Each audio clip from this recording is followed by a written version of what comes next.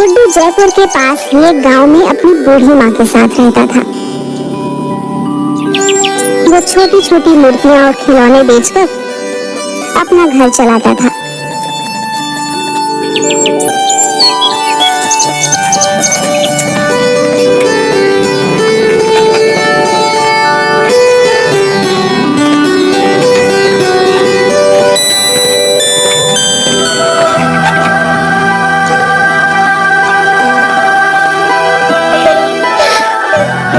अरे माँ, क्या हुआ? तुम रो क्यों रही हो? बेटा, वो जमींदार आया था। तुम्हारे बाबा ने उससे कुछ 50,000 रुपए कर्जा लिया था। वो अब सूद समेत मिलाकर 1.5 लाख हो गया है। हम इतने पैसे कहाँ से लाएंगे बेटा? उसने बस 2 हफ्ते का वक्त दिया है, वरना ये घर खाली करना होगा। माँ, तुम रोना बंद करो, मैं कुछ करता हूँ। तुम फिक्र मत करो। गुड्डू परेशान सा पैसे जुगाड़ करने का रास्ता सोचते हुए बाहर निकल आता है।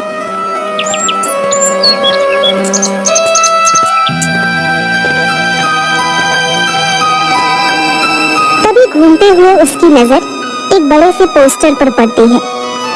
10 दिन बाद जयपुर शहर में मूर्तियों का एक एग्जीबिशन होने वाला था। उसे एक उम्मीद की किरण नजर आई।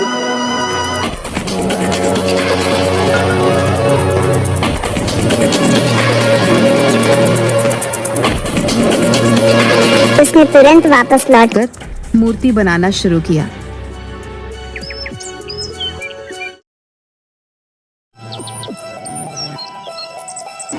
और 9 दिन की मेहनत के बाद 10वें दिन मूर्ति लेकर एग्जीबिशन में पहुंच गया। देखिए सर, ये मेरी सबसे कीमती मूर्ति है और तुम्हें लगता है ये मूर्ति एग्जीबिशन में रखने के लायक है? पर क्यों सर, क्या हुआ? कोई कमी रह गई है क्या? कमी? गुड्डू, तुम इसे मूर्ति कह रहे हो? ये मूर्ति कहने लायक ही नहीं है, मिट्टी का कबाड़ है, कबाड़। सर, ऐसा मत कहिए। इस मूर्ति को बनाने के लिए मैंने बहुत मेहनत की है। इसे मेहनत नहीं कहते गुड्डू। ये मूर्ति एग्जीबिशन में तो क्या, कहीं पर भी रखने के लायक नहीं है। ले जाओ इसे वापस। ये मूर्ति सिर्फ कचरे के डिब्बे में फेंकने लायक है। ले जाओ इसे यहाँ से। गुड्डू की आंखें भर आई। अपनी मेहनत को इस कदर अपने सामने बिखरते देख वो बहुत दुखी हो गया। गुड्डू ने आंखों में आंसू लिए उसे देखा और अपनी मूर्ति के टुकड़ों को समेट कर वहाँ से निकल गया।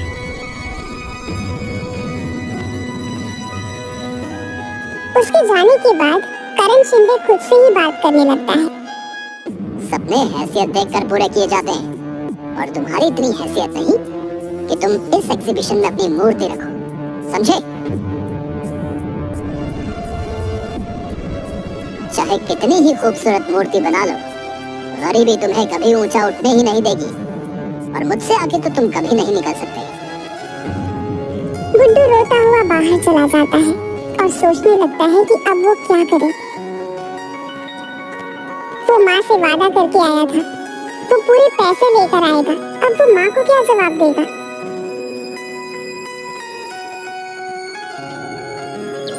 कोई फायदा नहीं हुआ इतनी मेहनत करने का, सब बर्बाद हो गया। मेरी महीनों की मेहनत बिखर गई। वो उस टूटी हुई मूर्ति को गुस्से से वहीं पर फेंक देता है और वहां से आगे बढ़ जाता है। पर कुछ दूर जाने के बाद ही वो वापस पलट कर देखता है। उसे अपनी मूर्ति से बहुत प्यार है, जैसे उसका ही हिस्सा हो। वो ऐसे कैसे उसे फेंक सकता है?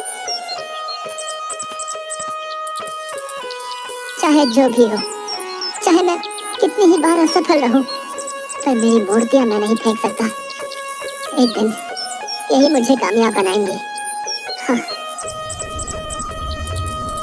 गुड्डू ऐसे ही इस मूर्ति को लेकर वहां से निकल जाता है। शाम हो चुकी थी। वो दूसरे शहर से यहाँ आया होता है, इसलिए फिलहाल उसके पास रहने का कोई ठिकाना नहीं होता।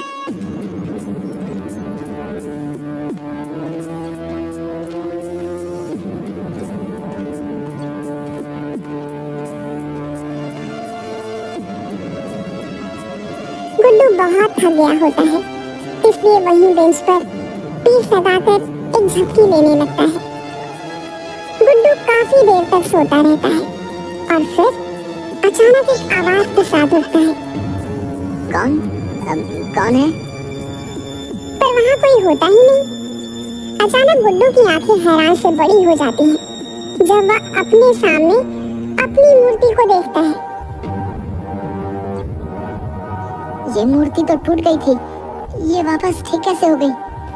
वो मूर्ति के पास जाता है और उसे छूकर देखने लगता है। ये तो सच में पूरी हो गई, पर ये हुआ कैसे? ये तो पूरी टूट गई थी। गुड्डू अच्छे से ऊपर से नीचे तक, आगे से पीछे घूमकर उस मूर्ति को देखता है और फिर अचानक खुशी से उसकी आंखें चमक जाती है। ये तो चमत्कार हो गया, मेरी मूर्ति ठीक हो गई, मेरी मूर्ति। गुड्डू खुश होते हुए उस मूर्ति को गले से लगा लेता है। कोई बात नहीं, अगर इस बार मैं सफल नहीं हुआ, पर तुम ठीक हो, ये मेरे लिए बहुत बड़ी बात है। वैसे भी शहर में मैं किसी को नहीं जानता, तो आज यहाँ रुक जाता हूँ, सुबह होते ही चला जाऊंगा।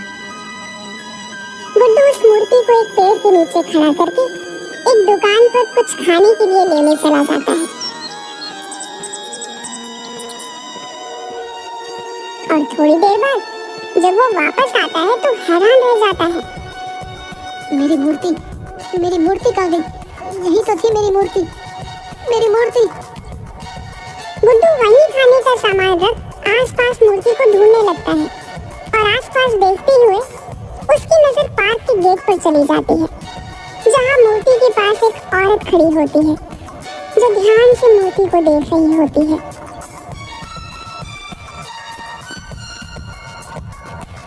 कौन हो तुम और मेरी मूर्ति को कहाँ लेकर जा रही हो? ये आपकी मूर्ति है? हाँ, ये मेरी मूर्ति है और तुम इसे चुरा कर ले जा रही थी? नहीं, मैं तो यहाँ से गुजर रही थी और इस मूर्ति को यहाँ देखा तो बस रुक गई। मेरा नाम मधु है। झूठ ऐसा बोलो जो पकड़ा ना जाए। ये मूर्ति मैंने पेड़ के नीचे रखी थी।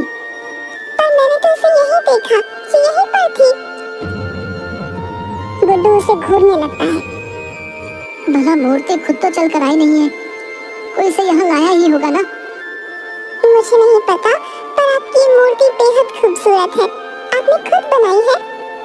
हाँ, मैंने बनाई है, पर कोई मतलब नहीं है। मतलब क्या नहीं? कितनी खूबसूरत मूर्ति है ये। ऐसी और भी होंगी, आप इन्हें एग्जीबिशन में क्यों नहीं रखते? कौन रखेगा मेरी मूर्ति को एग्जीबिशन में? वहाँ तो बड़े बड़े लोगों के राज हैं और मैं ठहरा छोटा सा मूर्तिकार। अरे, इसमें छोटे बड़े की बात कहाँ से आई? बात तो तुम्हारे जादू की है। कितनी खूबसूरत मूर्ति है। तुम बहुत हुनरमंद हो। तुम्हारे हुनर में ऐसा जादू है कि मूर्ति बिल्कुल जीवित नजर आती है। हुनरमंद होने का क्या फायदा जब मैं कुछ कर ही नहीं सकता? हम गरीबों की मदद कौन करेगा? ऐसा क्यों बोल रहे हो? अगर तुम बुरा ना मानो तो मैं कल होने वाले एग्जीबिशन में तुम्हारी मूर्ति को रखवाना चाहती हूँ। कल वाले एग्जीबिशन में? पर कैसे? कौन है आप? मधु ने उस मूर्ति को देखा और कुछ सोचने लगी। मैं एक मूर्तिकार हूँ, सिर्फ मूर्ति ही नहीं बनाती बल्कि उनकी भावनाओं को भी समझती हूँ और कल ये मूर्ति एग्जीबिशन में जरूर रखी जाएगी।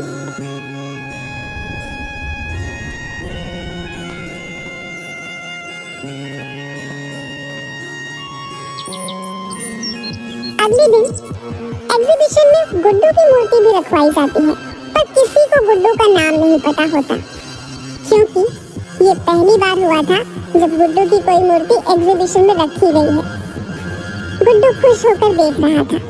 सबसे ज्यादा भीड़ उसकी मूर्ति के सामने होती है और ये सब देखकर उसे बेहद खुशी होती है। करण शिंदे ये सब देखकर उसके पास आता है।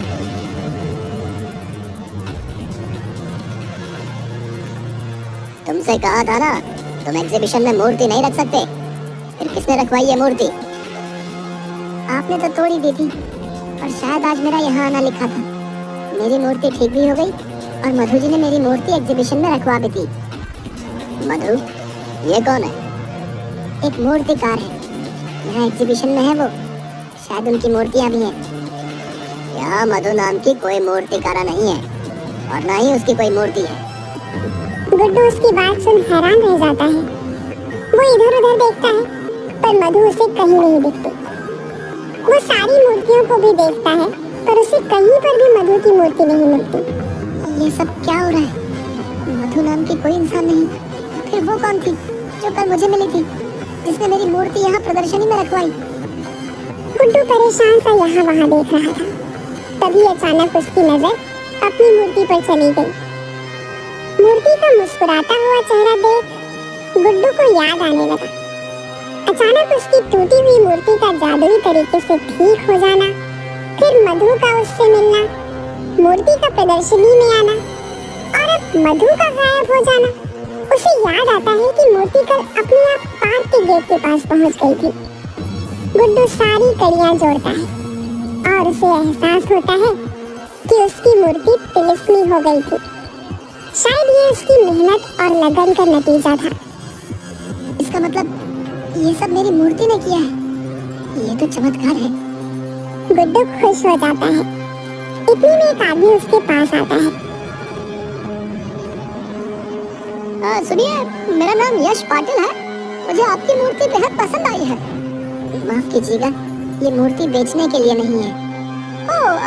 तो क्या आप मेरे लिए ऐसी ही कोई खूबसूरत मूर्ति बना देंगे? मेरी पत्नी को मूर्तियों का बहुत शौक है जी। मैं आपको मुंह मांगे कीमत देने को तैयार हूँ। प्लीज मना मत कीजिएगा। हाँ जरूर, मैं आपके लिए मूर्ति बना दूंगा। गुड्डू को वहाँ कई लोग उस मूर्ति की कीमत लगाने को बोलते हैं, पर गुड्डू नहीं बताता। तो वहाँ खड़े कई लोगों ने खुद उसे मूर्ति बनाने को कहा था और मुंह मांगी कीमत में खरीदने को भी।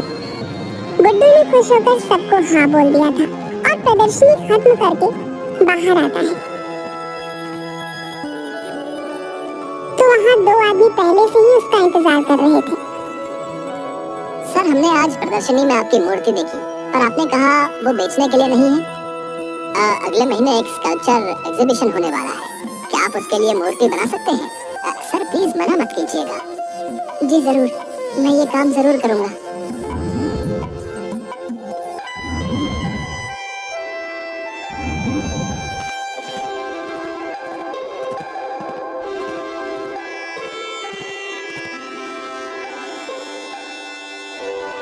उसे यकीन हो गया था कि ये सब उसकी मूर्ति ने किया है। वो लोग 2 लाख रुपए एडवांस भी देते हैं, जिससे गुड्डू जमींदार के पैसे चुका देता है।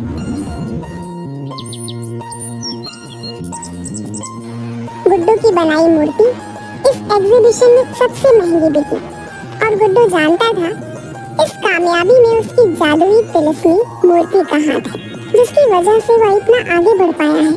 उसने आज तक उस मूर्ति को कभी किसी को नहीं बेचा, चाहे किसी ने उसे करोड़ रुपए ही ऑफर क्यों न किए हों।